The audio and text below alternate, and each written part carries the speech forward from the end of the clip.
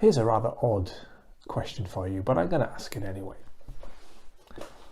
If you're a Christian and you don't want to die physically, why? I mean, seriously, why? If you die, you will instantly go to glory, heaven, with God forever, face to face with Jesus, enjoying everlasting bliss that will go on from day to day to day, with you never getting bored, never suffering, never having a tear. So if you're a Christian, why don't you want to die yet?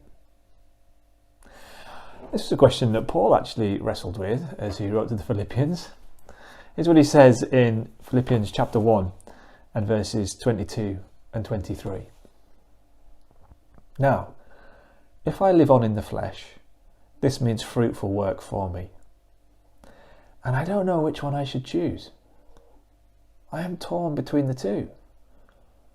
I long to depart, that means to die, and be with Christ, which is far better. But to remain in the flesh is more necessary for your sake. It's quite amazing, isn't it?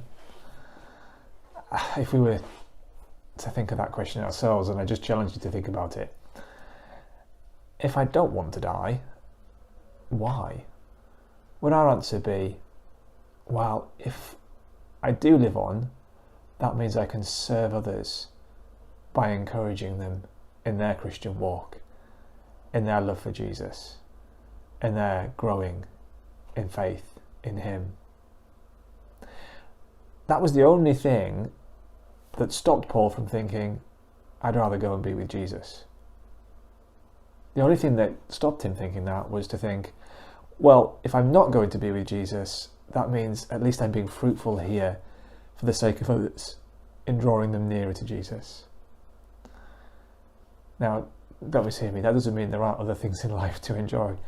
There are, but if a key part of a good reason for us staying alive isn't so that I can share Jesus with believers and unbelievers alike, then what are you living for?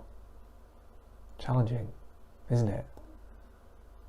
Let's make sure that our life is about serving Jesus, serving others by pointing them to Jesus.